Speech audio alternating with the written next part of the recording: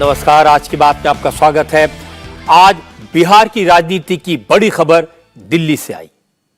आज नीतीश कुमार ने जनता दल यूनाइटेड को पूरी तरह अपने कब्जे में ले लिया।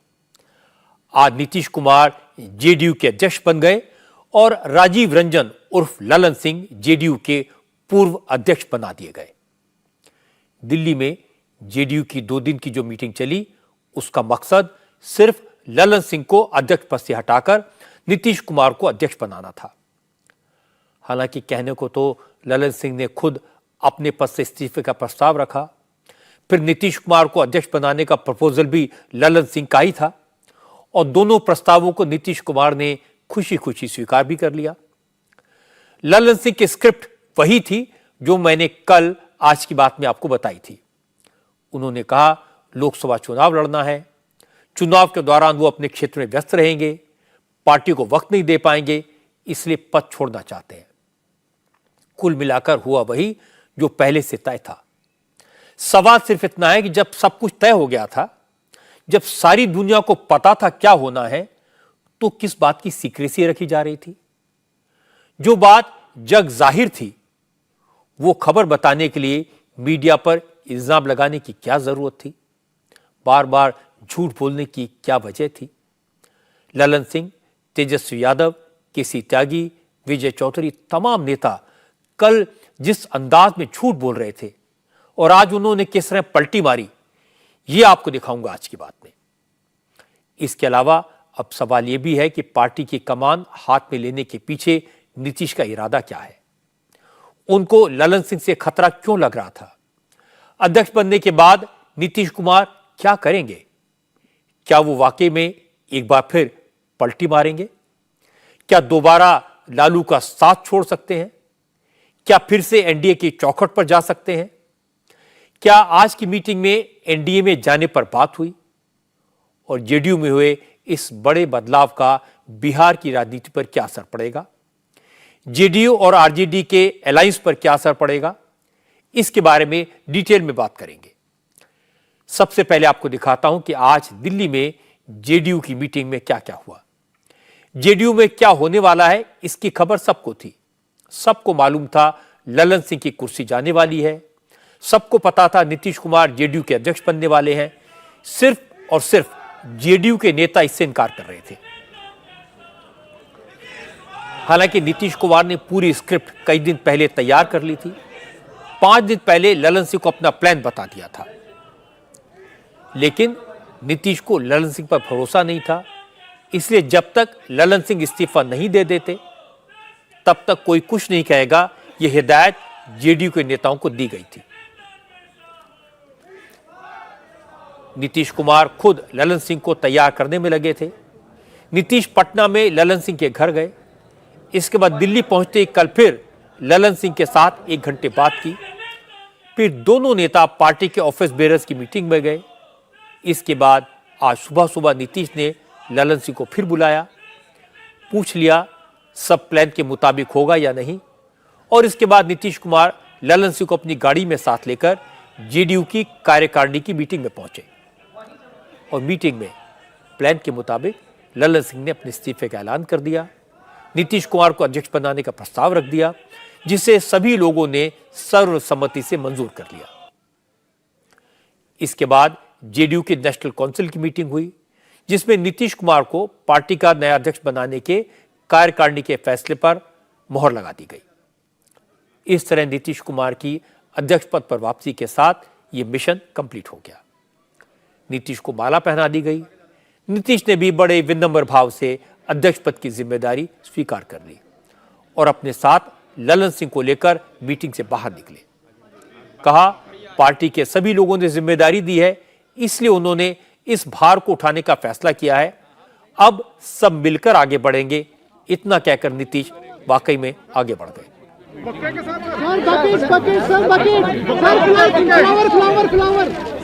हो गया एक बार नहीं ऐसे नाटक हो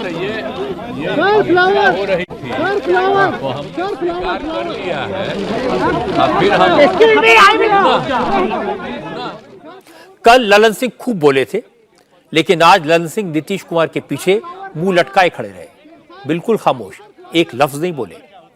ललन सिंह नीतीश कुमार के साथ मीटिंग में अपने बगल में बैठे हुए थे। अपने नाम का प्रस्ताव नीतीश कुमार ने ललन सिंह से ही करवाया। फिर मीटिंग के बाद नीतीश कुमार उन्हें साथ लेकर ही कैमरों के सामने आए, 20 सेकंड बोले। इस बीच ललन सिंह के साथ फोटो खिंच गई तो नीतीश अकेले गाड़ी में बैठे और निकल गए। नीतीश कुमार ने जाते जाते कहा, अब आगे की बात केसी त्यागी बताएंगे। तो केसी त्यागी ने पूरी कर्तव्य निष्ठा के साथ जिम्मेदारी पूरी कर दी। औपचारिक तौर पर नीतीश कुमार के अध्यक्ष बनने का ऐलान किया, मीडिया को धन्यवाद दिया और आखिर में मीडिया पर एक बार फिर कटाक्ष भी कर दिया। मीडिया के मित्रों को ये बताते हुए हर्ष है कि सेकंड हाफ में जो राष्ट्रीय परिषद की बैठक आहूत थी उसने सर्वसम्मति से राष्ट्रीय कार्यकारिणी के उस फैसले को अनुमोदित कर दिया है जिसमें ललन सिंह जी के द्वारा दिए गए इस्तीफे के बाद श्री नीतीश कुमार जी को सर्वसम्मति से नया अध्यक्ष चुन लिया गया है। चूँकि राष्ट्रीय कार्यकारिणी जो फैसले करती है उसका राष्ट्रीय परिषद से अनुमोदन कराना आवश्यक होता, मैंडेटरी होता, लीगली होता है।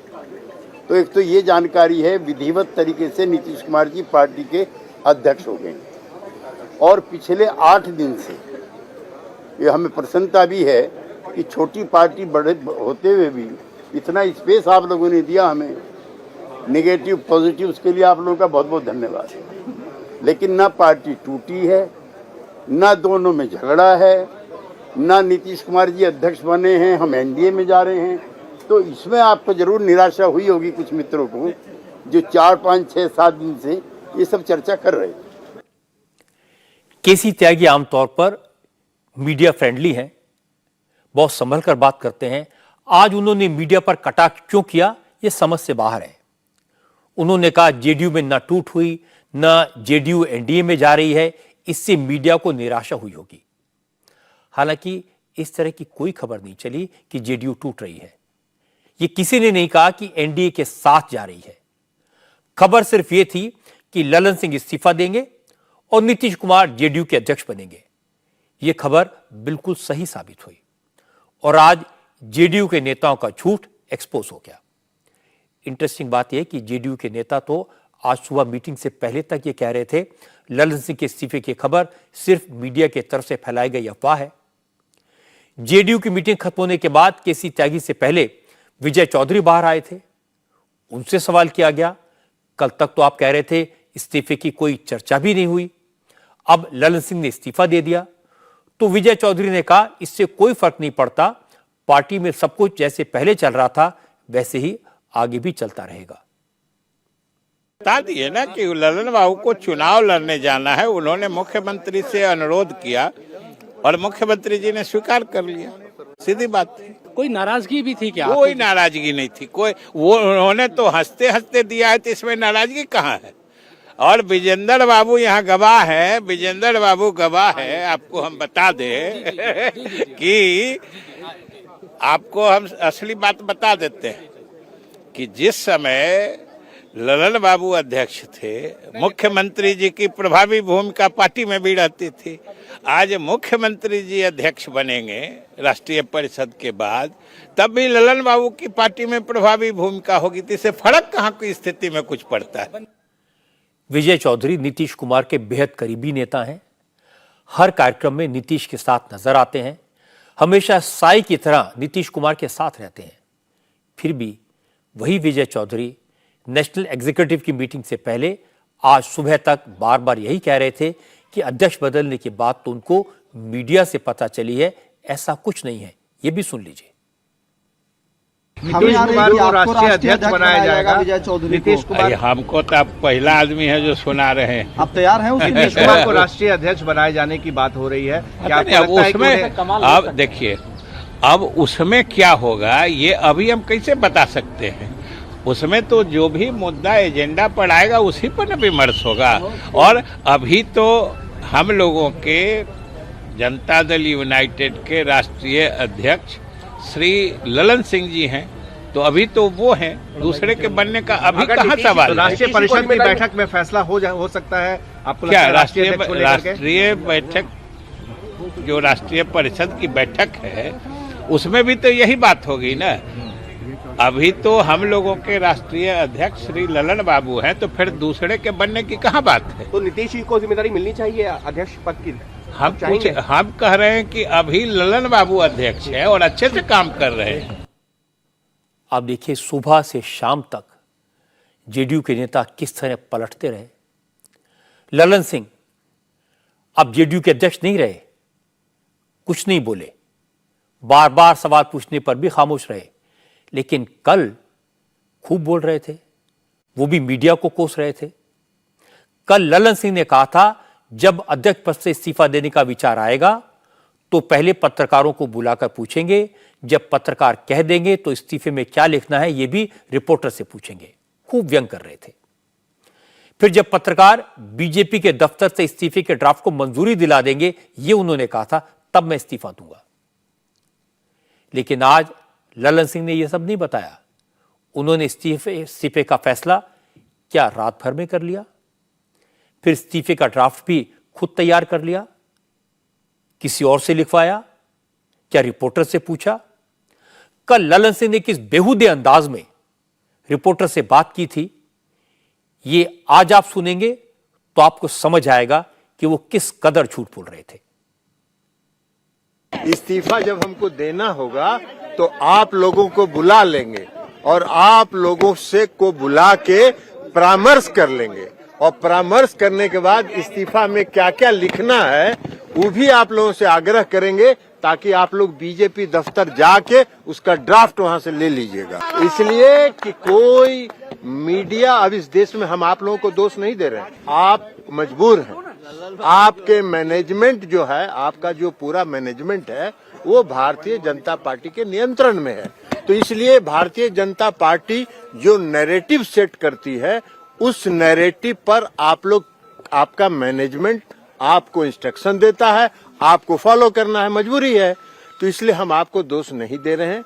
ये पार्टी के राष्ट्रीय कार्यकारिणी की बैठक है, राष्ट्रीय परिषद की बैठक है, नियमित बैठक है, और नियमित बैठक में होती है, उसके लिए आप नैरेटिव सेट कर रहे हैं। तो नैरेटिव जो सेट करना हो आप मैनेजमेंट से बात कर लीजिए और उनको कहिए कि भारतीय जनता पार्टी से बात करके जो नैरेटिव सेट करना हो करते रहें। जनता दल, जनता दल, जनता दल, जनता दल यूनाइटेड एक है और एक रहेगा। आप चाहे जितना भी ताकत लगा लीजिए और आपके मैनेजमेंट और भारतीय जनता पार्टी जितनी ताकत ली, हम आपसे इस्तीफा देना होगा तो हम आपसे परामर्श कर लेंगे। ललन सिंह कल खूब बोल रहे थे, जमकर झूठ बोल रहे थे, मीडिया को दोषी ठहरा रहे थे, मीडिया पर यहां वहां से नैरेटिव सेट करने का इल्जाम लगा रहे थे। लेकिन आज वो बोलने लायक नहीं बचे। कल वो मीडिया को मजबूर बता रहे थे, आज वो खुद मजबूर नजर आए, कुछ नहीं बोले। अब किस मुंह से रिपोर्टर्स के सवालों के जवाब देते? शायद चुप रहने में उन्होंने अपनी भलाई समझी, उनके पास बोलने के लिए कुछ था भी नहीं। लेकिन अब सवाल है कि जेडीयू में जो कुछ हुआ, इसके पीछे नीतीश कुमार की रणनीति क्या है? ललन सिंह को हटाकर खुद पार्टी अध्यक्ष बनने की जरूरत क्या थी? अब नीतीश क्या करेंगे? इसके पीछे दो कारण बताए जा रहे हैं और दोनों एक दूसरे से जुड़े हैं।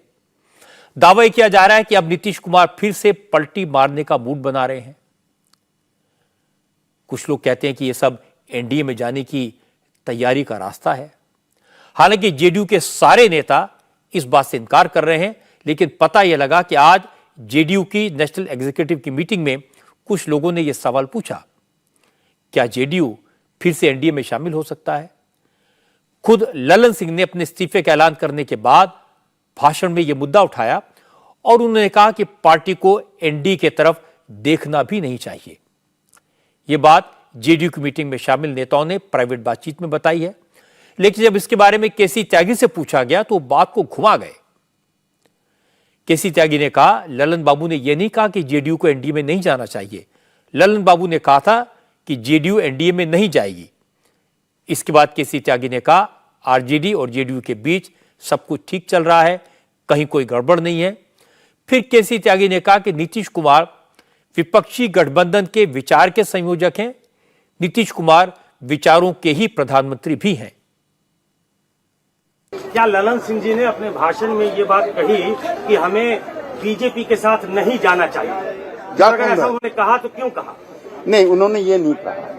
कोई भी जनता दल यूनाइटेड का नेता और कार्यकर्ता पुनः एनडीए में नहीं जाएगा, ऐसी घोषणा करना कोई बुरी बात नहीं है। वो तो नीतीश कुमार भी कर रहे हैं। नहीं, हमें नहीं जाना चाहिए ऐसा कहा क्या? नहीं, ये नहीं कहा जाना चाहिए, नहीं जाएगा।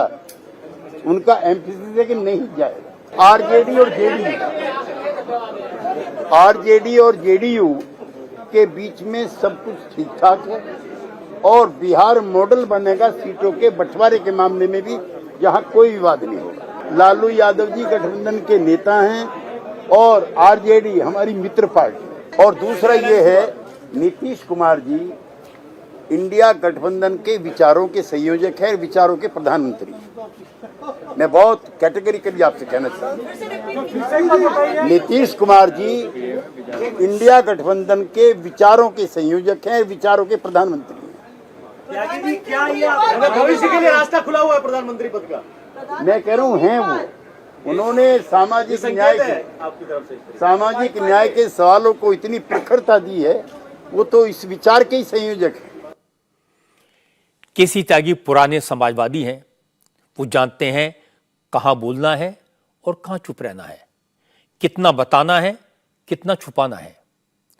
लेकिन ऐसे बहुत सारे नेता हैं जो एक जमाने में नीतीश के करीबी थे, नीतीश ने उन्हें आगे बढ़ाया, फिर उनका वही हाल हुआ जो आज ललन सिंह का हुआ। ऐसे कई नेता आज खुलकर बोले। जेडीयू के पूर्व उपाध्यक्ष उपेंद्र कुशवाहा ने कहा आज जेडीयू में जो हुआ उस पर उन्हें कोई हैरानी नहीं है, ये तो होना ही था, क्योंकि ललन सिंह जेडीयू के अध्यक्ष थे और लालू के कहने पर चल रहे थे। वो लालू के करीबी हो गए थे, इसलिए नीतीश ने उन्हें अध्यक्ष पद से हटा दिया। उपेंद्र कुशवाहा ने कहा कि अब नीतीश कुछ भी कर लें, जेडीयू को बर्बाद होने से कोई नहीं बचा सकेगा। यह तो बिल्कुल तर्क कोई भी सुनेगा, इस्तीफा के पीछे क्या तर्क है तो हंसेगा ना। राष्ट्रीय अध्यक्ष, आप कई पार्टी को देखिएगा तो उसके राष्ट्रीय अध्यक्ष भी हैं और चुनाव भी लड़ रहे होंगे। ललन सिंह जी को राष्ट्रीय अध्यक्ष रहकर चुनाव लड़ना, इसमें क्या दिक्कत थी? राष्ट्रीय अध्यक्ष रहकर कोई विदेश में जाकर काम थोड़े करना पड़ता है कि उनको असुविधा होती चुनाव लड़ने में। ये बिल्कुल बिना मतलब का तर्क है। असली कारण है कि राष्ट्रीय अध्यक्ष के रूप में जेडीयू का काम ही कम कर रहे थे, आरजेडी के नेता के रूप में ही ज़्यादा काम कर रहे थे। और स्वाभाविक रूप से ऐसी स्थिति नीतीश जी या उस पार्टी में या किसी पार्टी का कोई नेता कैसे बर्दाश्त करेगा? लालू जी अपनी राजनीति में सफल हैं, नीतीश कुमार जी को अपने सामने लाकर सरेंडर करवा लेना, इससे बड़ा उनके लिए क्या उपलब्धि हो सकती है? नीतीश जी की पूरी पार्टी आरजेडी के खिलाफ बनी थी, अब नीतीश जी को ही लालू जी ने अपने साथ सरेंडर करा लिया, उस रास्ते पर ले आए लालू जी। हम तो उस वक्त भी बोले थे कि नीतीश जी का यह कदम आत्मघाती कदम होगा। जेडीयू को बर्बाद होने से कोई रोक सकता है क्या? क्या नीतीश कुमार इंडिया गठबंधन छोड़ भी सकते हैं, एनडीए में आ भी सकते हैं? देखिए, इस घटना से उसका कोई संबंध नहीं है, गठबंधन बदलने का नहीं बदलने का। यह तो उनके ऊपर डिपेंड करेगा कि वो क्या करते हैं, डिसीजन उनको लेना होगा, लेकिन इस घटना से कोई उसका मतलब नहीं। उपेंद्र कुशवाहा की तरह जीतन राम मांझी भी दूध के जले हैं। मांझी को तो नीतीश ने अपनी जगह मुख्यमंत्री बनाया था और फिर बेइज्जत करके हटाया, और कुछ दिन पहले विधानसभा में यहां तक कह दिया था कि इस गधे को मुख्यमंत्री बनाना मेरे जीवन की सबसे बड़ी गलती थी। उन्हीं जीतन राम मांझी ने आज खुलासा किया कि वो कुछ दिन पहले नीतीश कुमार से मिले थे, उन्हें बताया था कि आरजेडी में क्या खिचड़ी पक रही है, इसलिए तेजस्वी को मुख्यमंत्री बनाकर दूसरी बार बड़ी गलती मत करिएगा। मांझी ने कहा कुछ दिन पहले ललन सिंह और जेडीयू के 12-13 विधायक तेजस्वी को सीएम बनाने का प्रस्ताव लेकर नीतीश के पास गए भी थे। इसके बाद ही नीतीश को समझ आ गया था कि उनके खिलाफ साजिश हो रही है, इसीलिए उन्होंने ललन सिंह को अध्यक्ष पद से हटाने का फैसला किया। ललन बाबू का इस्तीफा आज की बात नहीं है, 2 महीना पहले की बात है। ललन बाबू और ब्रिजेंद्र यादव, जैसा कि मुझे मालूम है व्यक्तिगत रूप में, कि वो लोग तेजस्वी प्रसाद को मुख्यमंत्री बनाना चाहते थे। ये प्रस्ताव लेके गए थे, उस पर बड़ी नाराजगी उन्होंने व्यक्त की थी माननीय मुख्यमंत्री ने। और नीतीश कुमार से जब हमारी अंतिम बातें हुई थी हटने के लिए, तो ये कह करके हम हटे थे कि आप कहते हैं कि जीतन मांझी को मुख्यमंत्री बनाना जीवन की बड़ी गलती हुई है, भारी गलती हुई है। अगर तेजस्वी प्रसाद को मुख्यमंत्री बनाइएगा तो उससे भी भारी गलती आप कीजिएगा, ऐसा मत कीजिएगा। तो ले दे करके लगता है कि नीतीश कुमार जी के दिमाग में बात बनी रही कि तेजस्वी प्रसाद को मुख्यमंत्री हम नहीं बनाएंगे। तो उसके लिए 29 या 30 को दिल्ली में कार्यकारिणी की बैठक तय हुई थी और बैठक में था कि उनको हटाया जाएगा और नीतीश कुमार खुद अध्यक्ष बनेंगे। अगर 13 आदमी सचमुच में उधर से चले आते हैं जदयू की तरफ से, तो वैसी परिस्थिति में लगता है कि विजय चौधरी, अशोक चौधरी, संजय झा इत्यादि और लोग जो हैं, ये मिल करके कहीं उसका fill up the blank NDA की तरफ से भी करवा सकते हैं, सो दैट कि नीतीश कुमार या बने रहें, या नीतीश कुमार को कोई विकल्प दिया जाए कि आप ऐसा कीजिए तो हम ऐसा करेंगे। लेकिन किसी भी परिस्थिति में तेजस्वी मुख्यमंत्री हो, नीतीश कुमार का प्रयास यही होगा कि वो नहीं हो। इसके बाद तेजस्वी यादव भी बिहार की सियासत पर बोले। तेजस्वी ने कहा कि जेडीयू के नेतृत्व में बदलाव हुआ है, ये जेडीयू का आंतरिक मामला है, इससे आरजेडी जेडीयू के रिश्तों पर कोई फर्क नहीं पड़ेगा। तेजस्वी ने कहा जहां तक सरकार की स्थिरता की बात है तो बीजेपी और उनके साथी लोग हर कुछ दिन में नया शिगुफा छोड़ते हैं जिससे चर्चा में बने रहें। इसके बाद तेजस्वी ने आज फिर मीडिया पर तोहमत लगाने की कोशिश की। तेजस्वी ने कहा कि मीडिया भी बीजेपी के इशारे पर चलता है, महागठबंधन सरकार के अच्छे काम दिखाने के बजाय मुद्दों से ध्यान डाइवर्ट करता है। अगर कोई चीज़ कॉन्क्रीट नहीं है, कुछ सच्चाई नहीं है, तो हम अपना फालतू समय उस बातों पर बयान दे करके, सफाई दे करके क्यों हम व्यर्थ करें। असल में यही बात है कि मुद्दे को डाइवर्ट करना, और कुछ मानसिकता है ऐसी, कुछ लोग हैं बैठे हुए मीडिया चैनलों में भी, कि भाई जब कास्ट सेंसस की बात आए तब मुद्दा को दबाना, डाइवर्ट करना स्टोरी, जो फिजूल की बातें उसको हाईलाइट करना, ब्रेकिंग न्यूज़ में दिखाना। आरक्षण जब बढ़ाया गया तो कुछ और न्यूज़ चला देना। अब जब इतने बड़ा निर्णय राज्य सरकार ने लिया कि जितने नियोजित शिक्षक 4.5 लाख के आसपास हैं सबको राजकीय कर्मी का दर्जा दिया जाएगा, तब ये लोग बौखलाए हुए हैं, डरे हुए हैं। तो अब टूट मच रही है। असल में ये सब लोग को 3-3 महीना पे लकुआ लगता रहता है। इन लोगों का वैलिडिटी जो है ना 3 महीने का रहता है, 3-3 महीना पे उछलते रहता है। 3 महीना बाद 2 दिन चलाएगा न्यूज और उसके बाद पस्त रहेगा, फिर जागता नहीं कुछ करना है तो फिर उछलता है। उधर भी आस लगाए हुए हैं कि बीजेपी के लोग आस लगाए। अरे भाई एक ही चीज पूछिएगा अलग अलग तरीके से, कुछ अब भाजपा एनडीए ये क्या है मतलब, फिर आप लाइएगा सूत्र, एक बार सूत्र लोग को सामने जरा लाइए ना। आज का पूरे दिन का घटनाक्रम देखें तो यह सच सामने आ गया कि कल ललन सिंह खुलेआम झूठ बोल रहे थे और रिपोर्टर्स को झूठा करार दे रहे थे।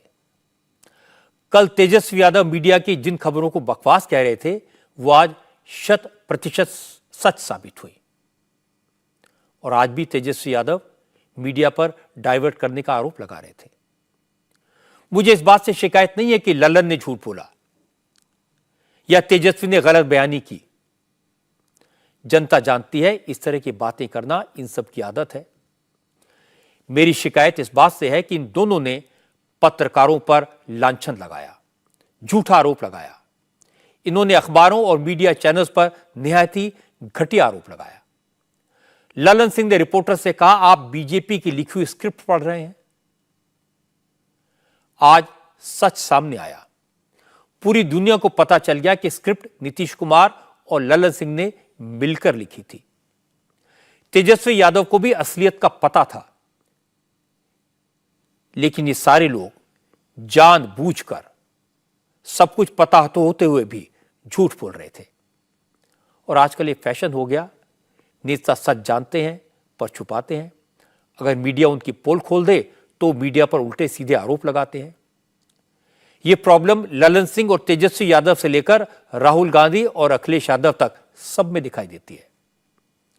सब मीडिया से कहते हैं कि आप सरकार के इशारे पर काम करते हैं, सरकार से डरते हैं, मोदी से डरते हैं। असलियत यह है कि डरते तो ये सब नेता हैं, पलटी तो ये सब नेता मारते हैं, आपस में एक दूसरे को धोखा तो ये नेता देते हैं, और जब मन करता है मीडिया को दोष दे देते हैं। अब बताइए, इस बात की क्या गारंटी है कि ललन सिंह नीतीश कुमार की पीठ में छुरा नहीं घोंपेंगे? इस बात की क्या गारंटी है कि लालू और तेजस्वी नीतीश के नीचे से उनकी कुर्सी नहीं खींचेंगे? और क्या गारंटी है कि नीतीश कुमार पलटी नहीं मारेंगे, लालू को धोखा नहीं देंगे? मेरा कहना है कि ये नेता आपस में जो चाहे कहें, जितनी मर्जी पलटी मारें, जिस मर्जी को धोखा दें, पर अपने कर्मों के लिए, चुनाव में अपनी हार के लिए मीडिया को दोष न दें। हमारे रिपोर्टर्स को अपना काम करने दें और संपादकों के कमेंट्स पर मुंह फुलाना बंद करें। मैं उन झूठ बोलने वालों को मशहूर शायर कृष्ण बिहारी शर्मा नूर का एक शेर सुनाना चाहता हूं। उन्होंने कहा, सच घटे या बढ़े तो सच न रहे, सच घटे या बढ़े तो सच न रहे, और झूठ की कोई इंतहा ही नहीं। इसे चाहे सोने के फ्रेम में मर दो, इसे चाहे सोने के फ्रेम में मर दो, आईना कभी झूठ बोलता ही नहीं। जहां तक जेडीयू का सवाल है, नीतीश ने पार्टी अपने हाथ में ले ली है। अब लोकसभा चुनाव में सीट शेयरिंग की बात भी नीतीश फाइनल करेंगे। कांग्रेस और आरजेडी के साथ सीट शेयरिंग पर भी नीतीश ही फैसला करेंगे, और अगर बात बिगड़ी तो नीतीश दूसरे अलायंस पर, दूसरे ऑप्शंस पर भी विचार कर सकते हैं। कांग्रेस के नेता इस बात को समझ रहे हैं कि नीतीश का रुख अब सीट शेयरिंग पर बदलेगा, मोल भाव तगड़ा होगा। इसलिए कांग्रेस ने आज से ही माहौल बनाना शुरू कर दिया। आज दिल्ली में कांग्रेस की अलायंस कोऑर्डिनेशन कमेटी ने राज्यों के नेताओं के साथ सीटों के बंटवारे पर विचार किया। इसमें बिहार के नेताओं की राय ली गई। कांग्रेस की बिहार इकाई ने साफ कर दिया कि कांग्रेस कम से कम 11 सीटों पर दावेदारी पेश करेगी। 1-2 सीट इधर उधर हो सकती हैं, लेकिन इससे कम पर बात नहीं बनेगी। बिहार कांग्रेस के अध्यक्ष अखिलेश प्रताप सिंह ने कहा, गठबंधन में कोई परेशानी नहीं है, लेकिन दूसरी पार्टियों को मन बड़ा करना पड़ेगा, तभी बात बनेगी। नेशनल लेवल पे अलायंस कमेटी है, वहां उस कमेटी के सामने हम लोगों को जाके अपनी बात रखनी थी। तो पिछली बार भी 9-10 सीट हम लोग लड़े थे, और इस बार जो अच्छी सीटें हैं जहां हम लोगों को पूरा भरोसा है जीतने का, उन सीटों पर चर्चा होनी थी। चर्चा हम लोगों ने किया। पिछली बार जब हम लोग चुनाव लड़े थे तो उस समय कुछ पार्टियां हम लोगों के साथ लड़ी थी। उपेंद्र कुशवाहा की पार्टी थी, हम पार्टी थी और वीआईपी पार्टी थी। तो वो लोग अभी बाहर हैं, लेकिन नीतीश जी की पार्टी उस समय बीजेपी के साथ लड़ती थी, अब वो हम लोगों के साथ हैं। तो पार्टियों को थोड़ा फ्लेक्सिबल होना पड़ेगा। एक आध सीट इधर उधर करने से अगर हम लोग बीजेपी को हरा पाते हैं तो उसमें सभी पार्टी को ध्यान देना चाहिए। कांग्रेस इस बात के लिए एक बिल्कुल बड़ा दिल दिखाने को तैयार है कि जिस सीट पर जो जीतने लायक हो वो लड़े। पता यह लगा है कि अब तक आरजेडी और जेडीयू के बीच जो बात हुई है, उसमें दोनों पार्टियों ने 40 में से 17 सीटें लड़ने की बात तय की थी। बाकी 6 सीटें कांग्रेस को और दूसरे दलों के लिए छोड़ने का फार्मूला निकाला था। लेकिन कांग्रेस ने भी 9 सीटों से कम पर समझौता न करने की बात कह दी है, इसलिए झगड़ा बढ़ेगा। सीटों को लेकर आज कांग्रेस के नेताओं ने महाराष्ट्र यूनिट के नेताओं से भी बात की, क्योंकि सीटों की खींचतान वहां भी है। मीटिंग के बाद नाना पटोले ने कहा, कांग्रेस, एनसीपी और शिवसेना तीनों को एक दूसरे की जरूरत है, इसलिए सबको थोड़ा थोड़ा कॉम्प्रोमाइज करना पड़ेगा। जमीनी हकीकत को सामने रखकर बात करनी पड़ेगी। जमीनी हकीकत की बात शिवसेना और एनसीपी को पसंद नहीं आई। संजय निरुपम ने भी यही कहा था कि उद्धव ठाकरे की शिवसेना और शरद पवार की एनसीपी टूट चुकी है। दोनों पार्टियों की ताकत खत्म हो गई है, सिर्फ कांग्रेस ही इंटैक्ट है, इसलिए शिवसेना को 23 सीटों की जिद छोड़नी चाहिए। यह बात संजय राउत को इतनी बुरी लगी कि उन्होंने संजय निरुपम को गली मोहल्ले का नेता बता दिया। कहा सीटों के बंटवारे पर दिल्ली में कांग्रेस के बड़े नेताओं से उनकी बात हो रही है, गांव गली के नेता क्या कहते हैं इससे कोई फर्क नहीं पड़ता। संजय राउत ने कहा महाराष्ट्र में कांग्रेस को पिछले लोकसभा चुनाव में एक भी सीट नहीं मिली थी, इसलिए उसे तो अब जीरो से शुरू करना पड़ेगा। चाहे राहुल जी है, सोनिया जी है, खरगे साहब है, वेणुगोपाल जी है, और ये जो बड़े नेता है, जो डिसीजन मेकर है, उनके साथ उद्धव ठाकरे जी का हमारा डायलॉग बहुत ही अच्छी तरह से चल रहा है। तो हम कितने लड़ेंगे, आप कितने लड़ेंगे, ये बात दिल्ली में होगी। यहाँ कोई गांव के गली के जो लोग हैं वो अगर बोलेंगे राष्ट्रीय स्तर की बात तो कौन सुनेगा। हमने कहा है कि हम हमेशा महाराष्ट्र में 23 सीटें लड़ते आए हैं, 23 जगह पर लोकसभा में, एक दादरा नगर हवेली, वो हम हमारी सीटें कायम रहे, इतना ही कहा ना। तो हमने ये तय किया था कि जीते हुए जो सीटें हैं, जो सीट हम जीत, एनसीपी हो चाहे हम हैं, उसके ऊपर बाद में बात करेंगे। तो उसमें कांग्रेस आके ही नहीं ना, कांग्रेस ने सीट जीती नहीं है महाराष्ट्र में, तो कांग्रेस से शुरुआत करनी है जीरो से महाराष्ट्र में। तो ये कोई अगर हमें देता है ज्ञान आपकी पार्टी टूटी है, तो ये गलत है। आपकी पार्टी बिना टूटे हुए भी हार गई, ये अगर मैं जवाब दूं उनको तो क्या करूंगा। संजय राउत का ज्ञान महाराष्ट्र के कांग्रेस के नेताओं को चुप गया। पहले मिलिंद देवड़ा ने ट्वीट किया, उन्होंने लिखा राउत को अगर लगता है कि 40 विधायक खोकर भी उनकी पार्टी सबसे बड़ी पार्टी है तो वो भुलावे में ना रहें। महाराष्ट्र विधानसभा में आज सबसे बड़ी विपक्षी पार्टी कांग्रेस है और वही ऑपोजिशन का नेतृत्व भी कर रही है। इसके बाद संजय निरुपम सामने आए, उन्होंने कहा जो संजय राउत उन्हें गांव गली का नेता कह रहे हैं वो खुद आज तक कोई चुनाव नहीं लड़े। संजय निरुपम ने कहा जिस पार्टी के ज्यादातर नेता भाग गए, जो बचे हैं वो कितने दिन रहेंगे ये पता नहीं, वो पार्टी कांग्रेस से कह रही कि कांग्रेस को शून्य से शुरू करना है। संजय निरुपम ने कहा शिवसेना सीटों पर दावेदारी करे, इसमें कोई बुराई नहीं है, लेकिन दूसरी पार्टी के नेताओं को गाली दे, इससे बात बिगड़ेगी। जिन नेताओं ने महाराष्ट्र का नेतृत्व किया है वर्षों तक, कई बार सांसद रहे हैं, विधायक रहे हैं, उनको गली मोहल्ले का बताने वाला नेता कौन है जिसने आज तक कोई चुनाव ही नहीं लड़ा। एक क्षेत्रीय दल का जो तथाकथित राष्ट्रीय नेता है, वो जिस तरीके से कांग्रेस के नेताओं का, महाराष्ट्र के नेताओं का अपमान कर रहा है, वो अहंकार वाली भाषा है, दम वाली भाषा है, और ऐसी भाषा का इस्तेमाल कम से कम अपने सहयोगी दल के नेताओं के लिए नहीं करनी चाहिए। 138 साल पुरानी पार्टी शून्य से शुरू करेगी। पिछले 1.5 वर्षों में जिस पार्टी में भयंकर बिखराव हुआ, जिस पार्टी के एमपीज, एमएलए, नेता, कार्यकर्ता सब छोड़ के चले गए, पता नहीं कितने बचे हैं और वो भी कितनी देर तक बचे रहेंगे पता नहीं है। और इस पार्टी के बारे में पता नहीं कि इसका जनाधार अभी क्या है, कितना वोट रह गया इस पार्टी के पास। और वो पार्टी कांग्रेस पार्टी को कहती है कि शून्य से शुरू करेंगे। क्यों भाई? और ऐसी पार्टी को, जो पार्टी पूरी तरह से बिखर गई है, वो कहती है शून्य से शुरू करें। मुझे क्या लगता है कि जब सीटों का मामला आएगा तो तनातनी होगी, स्वाभाविक है ये, लेकिन इस तनातनी में थोड़ा संयम बरतने की आवश्यकता है। मीडिया में जाकर के इस प्रकार से मतलब उत्पाती बयान देने का काम मत करिए। संजय राउत और संजय निरुपम की बयानबाजी से एनसीपी भी नाराज है। शरद पवार की एनसीपी के नेता जितेंद्र आव्हाड ने कहा कि इस तरह की बयानबाजी अलायंस की सेहत के लिए ठीक नहीं है।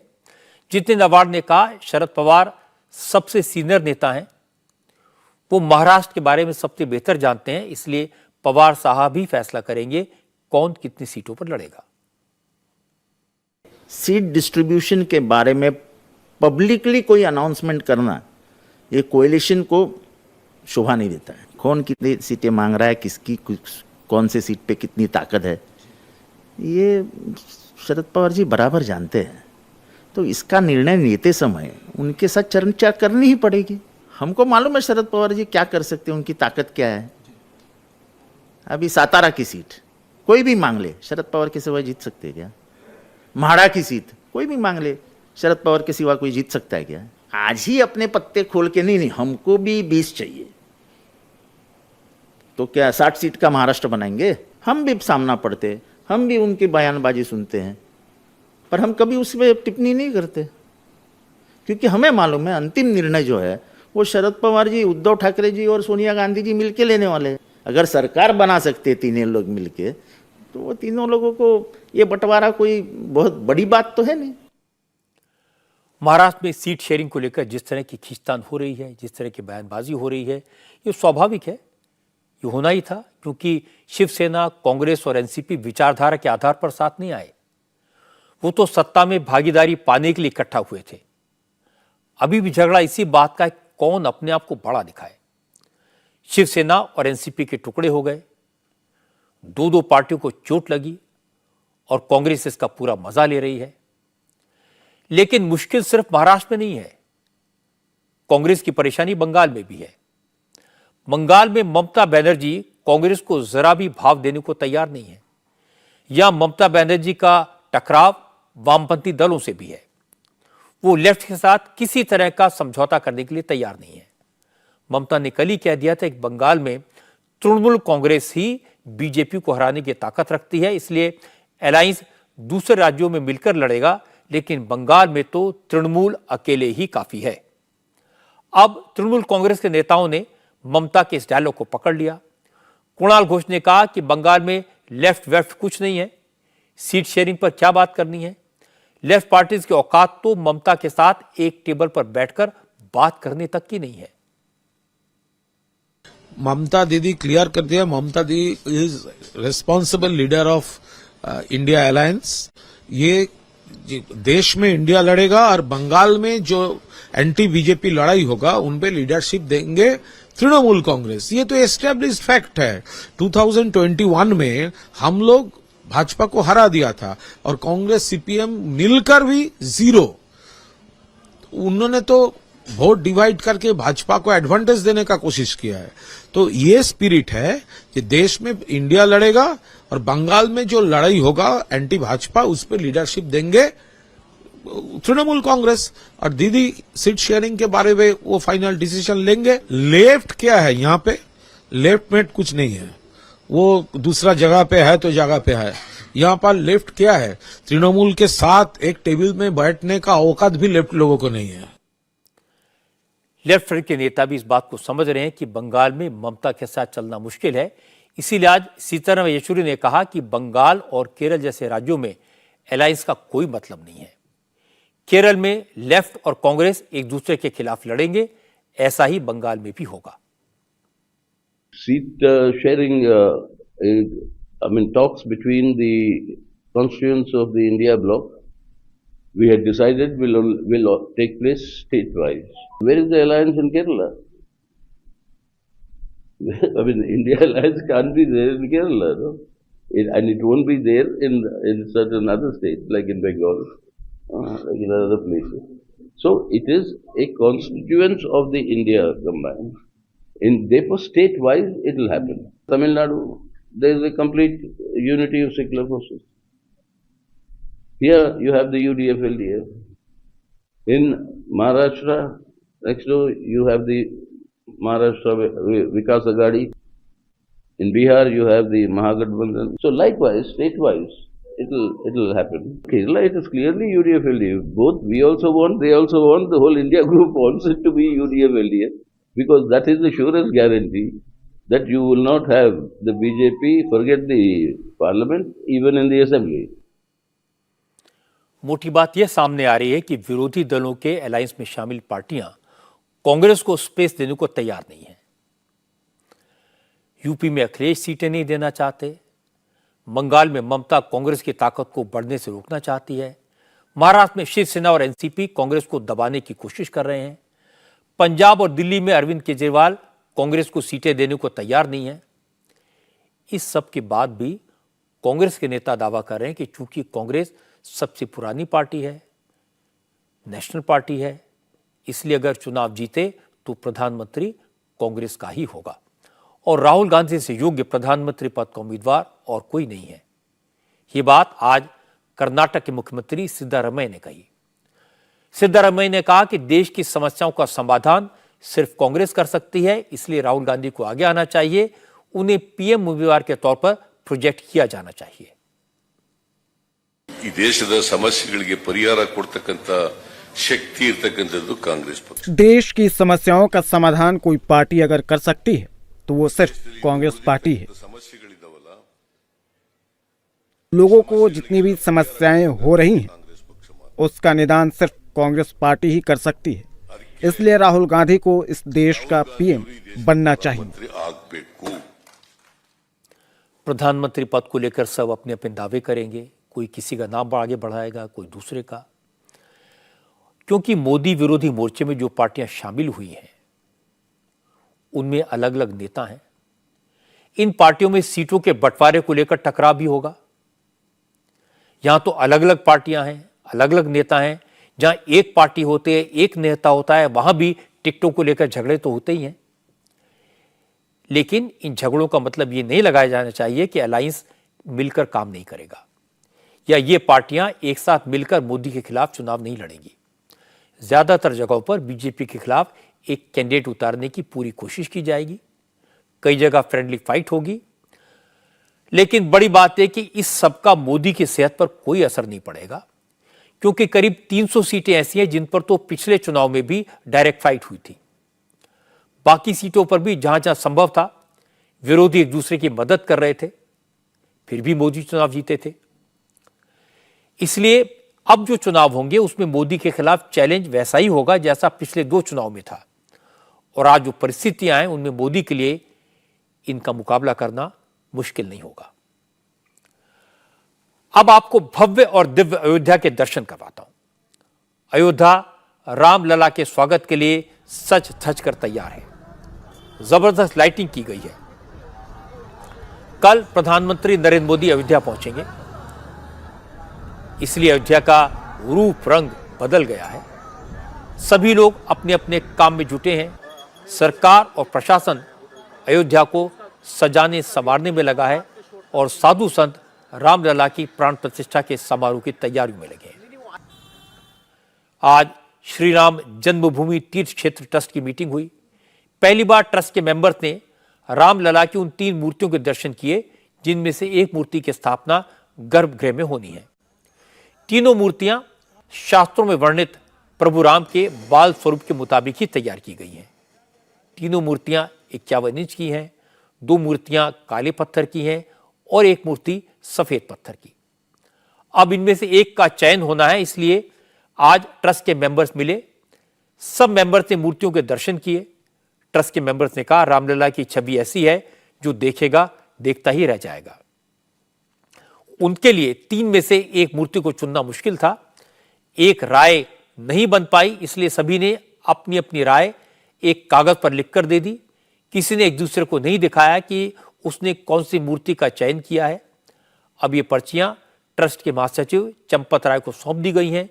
ये पर्चियां खोली जाएंगी। जिस मूर्ति के पक्ष में ज्यादा सदस्यों की राय होगी उस मूर्ति को गर्भगृह में स्थापित किया जाएगा। आज पूरे ट्रस्ट की एक बहुत बढ़िया बैठक हुई।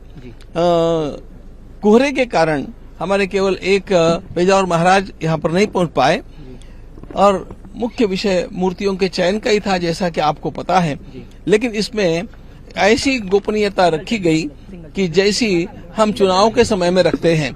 हर ट्रस्टी को अलग अलग कागज दिया गया और उनको ये कहा गया कि आप वरीयता क्रम से इन मूर्तियों में से चयन करें। अब ये सारा हम लोगों ने अपना अपना अभिमत जो है बिना किसी एक दूसरे को बताए लिख करके दे दिया है। अब इसका विचार हमारे अध्यक्ष महोदय, सब कागज इकट्ठे कर लिए गए। अब इसका विचार हमारे महासचिव और अध्यक्ष महोदय मिलकर के करेंगे, तब निर्णय होगा। स्वामी परमानंदो रामलला की मूर्तियों के दर्शन के बाद भाव विभोर नजर आए। उन्होंने कहा मूर्ति बनाने वालों ने जीवन भर की तपस्या रामलला की छवि को निखारने में लगा दी। अब भगवान पर निर्भर है कि वो किस स्वरूप में विराजमान होते हैं। असल में कुछ चीजें बताने की नहीं है, इतना अच्छी बनाई गई हैं, इतनी अच्छी बनाई गई हैं कि हम तो कोई निर्णय कर ही नहीं पाएंगे।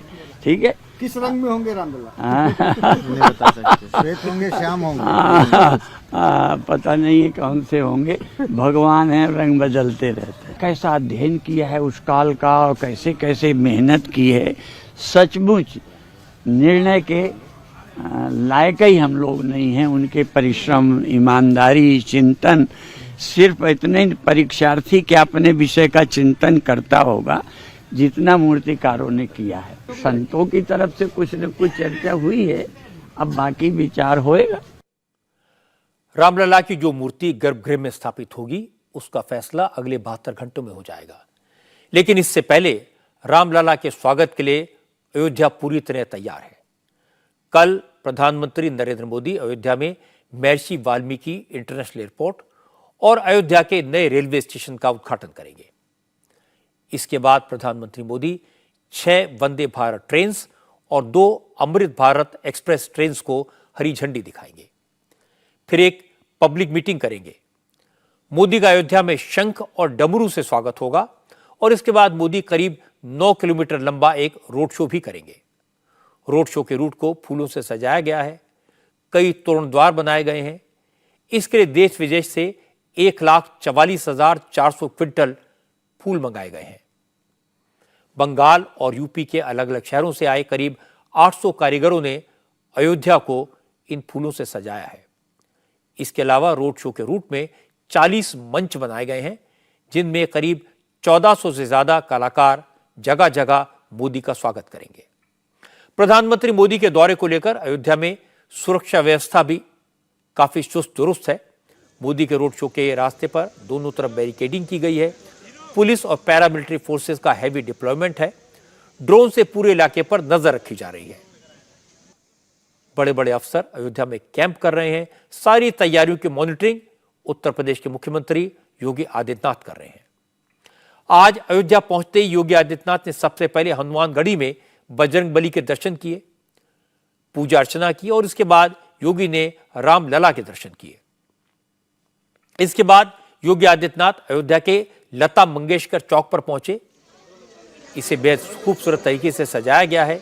योगी आदित्यनाथ ने यहां पर तैयारियों का जायजा लिया और अफसरों के साथ खड़े होकर चौक पर अपनी सेल्फी भी ली। इसके बाद योगी अयोध्या में बने नए रेलवे स्टेशन को देखने पहुंचे। प्रधानमंत्री नरेंद्र मोदी कल इस नए रेलवे स्टेशन का भी इनॉग्रेशन करने वाले हैं। अयोध्या को रेलवे स्टेशन जो है उसे रीडेवलप कर दिया गया है और इसका नाम भी बदला जा चुका है। अब इसे अयोध्या धाम जंक्शन कहा जाएगा। स्टेशन की जो नई बिल्डिंग है उसका लुक मंदिर की तरह है। स्टेशन की नई बिल्डिंग करीब 144 मीटर लंबी है और इसमें मंदिर जैसे कई शिखर बनाए गए हैं। विरासत और आधुनिकता के संगम वाले अयोध्या रेलवे स्टेशन पर वर्ल्ड क्लास फैसिलिटीज बनाई गई हैं। चूंकि कल प्रधानमंत्री नए रेलवे स्टेशन के से वंदे मातरम और अमृत भारत ट्रेन को झंडी दिखाएंगे, इसलिए आज ही ये दोनों ट्रेन अयोध्या पहुंच गई।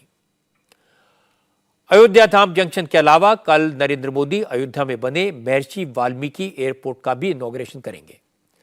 आज प्रधानमंत्री मोदी ने उसकी कई तस्वीरें सोशल मीडिया पे पोस्ट की, जिसमें एयरपोर्ट के अंदर बनी भगवान राम की जिंदगी से जुड़े कई प्रसंगों को पेंटिंग्स के जरिए दिखाया गया है। आजकल अगर कोई बात नरेंद्र मोदी विरोधियों को सबसे ज्यादा परेशान कर रही है तो वो है अयोध्या में भगवान राम के भव्य मंदिर का निर्माण। इसे लेकर पूरे देश में जिस तरह की भावना है उसको मोदी विरोधी अपने लिए खतरे की घंटी मानने लगे हैं। वो चाहे कितना भी कहें कि भगवान राम सबके हैं, हम भी राम भक्त हैं और इसका राजनीतिकरण नहीं होना चाहिए, ये तो पर्सनल चॉइस का शब्द है, पर इतिहास गवाह है कि कांग्रेस ने 70 साल तक राज किया पर राम मंदिर के मामले को लटकाए रखा।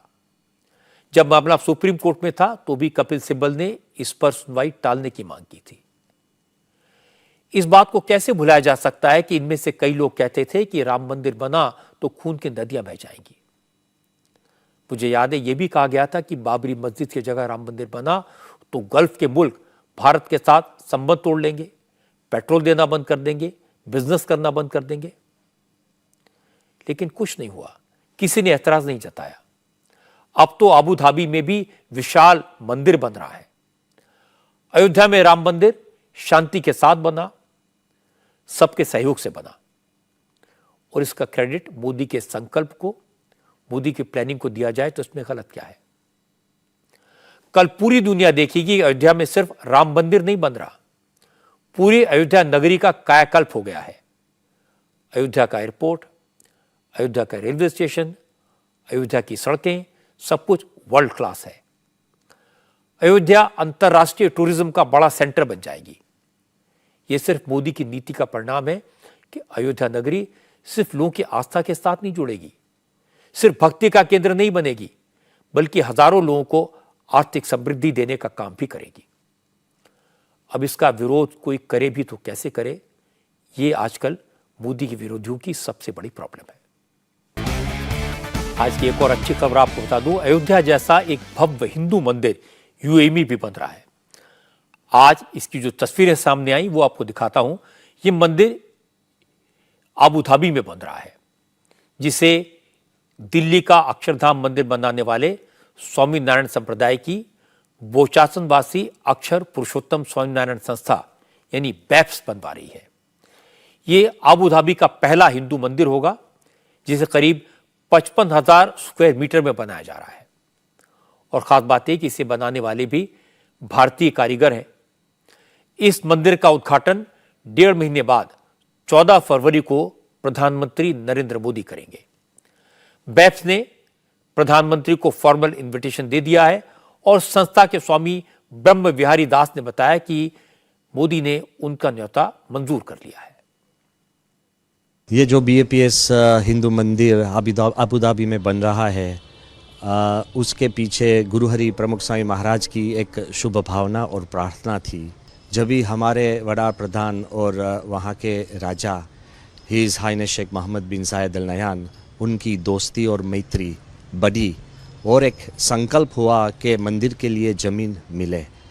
2018 में जब भी ये ज़मीन मिली और उनका भूमि पूजन था, तब वड़ा प्रधान नरेंद्र भाई ने वहाँ आकर ये मंदिर का मॉडल का उद्घाटन किया था।